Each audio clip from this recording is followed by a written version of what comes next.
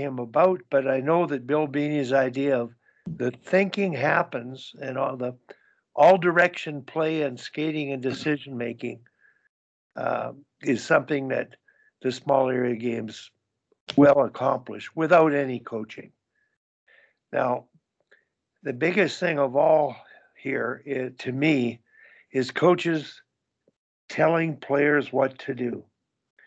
And you would mention that coaches are thinking for the players. They're telling them what to do.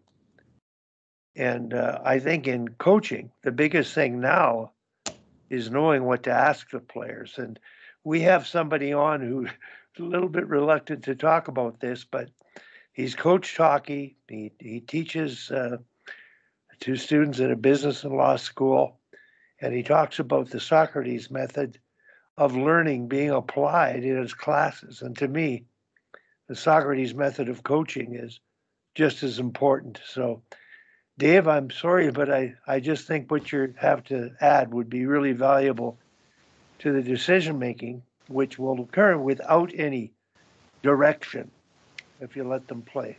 Dave, are you okay? Are you still on? I'm here, Wally. Okay. I for everyone here, I told Wally you guys are probably bored of me talking about this. Roger, actually, you and I may have met years ago. Brian DeRocher was, I think, your assistant coach at Brown, and I used to coach at St. Mike's. A guy named John Dorenzo played for me, who you recruited. I think he was a pretty good player for you guys. So yeah, all his flaws were my fault. No, I coached Johnny just his senior year, and Brian had left to go back to BU before I got to Brown. All right. So, but I know both of them very well. Johnny was a great kid. I haven't heard that name in a while, so thank you for mentioning it. Shows how old everybody is. Yeah.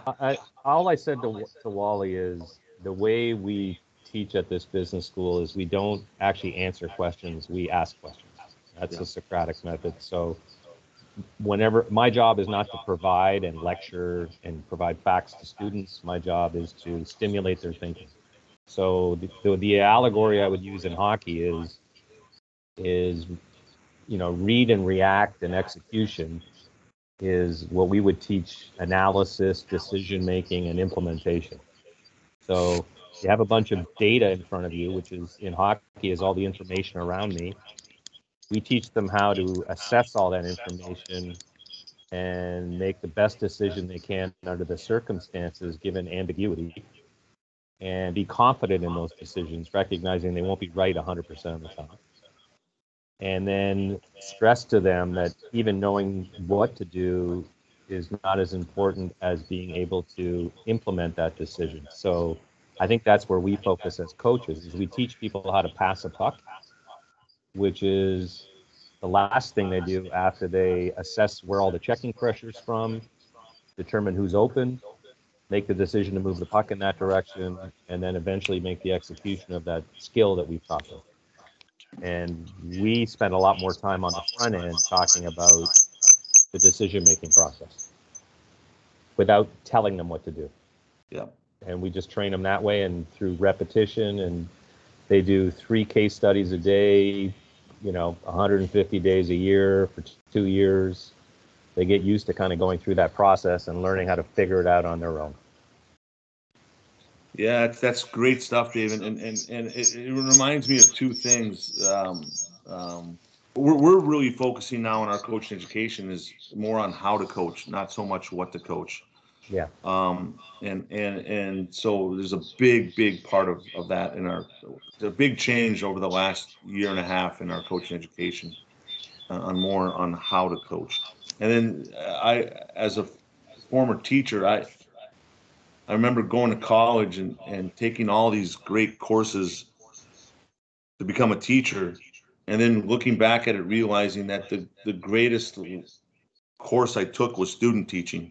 And I can't imagine being a teacher without student teaching, right? And so if you equate that to players and how we create practice, I mean, imagine playing the game without playing the game. I mean, it's so much of it we try to strip down and put it into a box and break it down into its finest points, and it's just that's not the game. And I always use the analogy of if I'm driving on the 401 to go recruiting like I used to back in the day, and it's, you know, well, it probably doesn't matter what time of day you're driving out. There's going to be traffic, but there's no traffic. Imagine that on the 401. Never happens. But I can just turn the music on and stare out my front window and just cruise and drive. But now I'm in traffic and I got to know what, not only what's happening in front of me, but what's happening on each side of me and what's coming up behind me. So I'm constantly scanning the road. I'm constantly having to make decisions and make reads. And so we're trying to get our coaches to constantly be in traffic. Put your players in traffic. Like, learn the layers of the game. Know what's ahead of you. Know what's on each side of you, and know what's coming next. Is it a teammate? Is it an opponent? And that's why breaking down the space and putting them in smaller spaces is so critical. Sweden just did an analytic study over COVID, and they just implemented it. I think this is the first year where their 8 and unders will play 5-on-5 in a 6 of the rink. That's their game model. And then their 10 and unders will play 4-on-4 cross ice. Their 12 and unders will play 4-on-4 half ice. And their Bantams, their 14 and unders, half their season will be 4-on-4 half ice. And we struggle to get our 8U players. And the reason why they did it was they did a study. They did an analytic study on all the decisions, all the reads, all the touches, everything that happens in a game from a development standpoint. And how do we create the most optimal environment for our players to get better, not just in practice, but during game day. And that's what they came up with, and they're implementing it right now. And we're going to be meeting with them here in a week, so we're really excited to hear. We know what the feedback's going to be, but when you can have science and numbers to back up your thoughts, it's that much more impactful. I would add a couple things. Well, one, I hope they use odd number situations too, so you understand how to work 3-on-2s, 3-on-1s, et cetera, et cetera.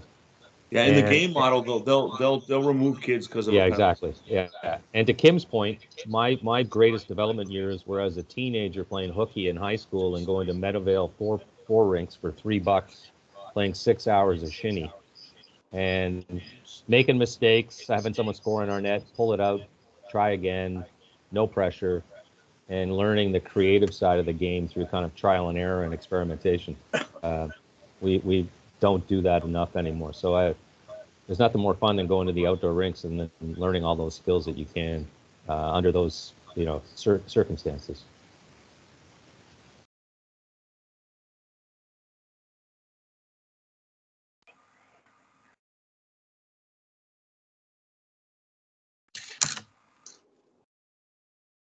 Wally, I don't know if you're. Well, go ahead, Al. I know Wally's on mute. I have to do that. That's sort of my mantra, is muteness. Yeah, I just had a couple of comments. Like on the outdoor stuff. So we've been fortunate here this year. We've actually had like a rare good year for outdoor rinks, and it's been just awesome to see what's been happening with the kids. Like we might got a parent on our team who has a really nice backyard rink. It's about 40 by 60. It's got lights and all that kind of stuff. So we've had a couple of weekends where we've gone for like 5-6 hours after our games on a Saturday afternoon, and the parents are having having a couple of drinks in the kitchen and looking out the window, watching the kids out playing in the backyard. And it's amazing to see them play 4-on-4 on this 40 by 60 and then see what they're doing there translate into their game the next day. Like, we've been talking to them about communication and talking to each other and stuff all season long, and they went out and played 5 hours on an outdoor rink, and all you could hear is kids like calling for the talking to each other and all this, and they get out in their game and they did it. And it's been something that we've been working on all season, and they just kind of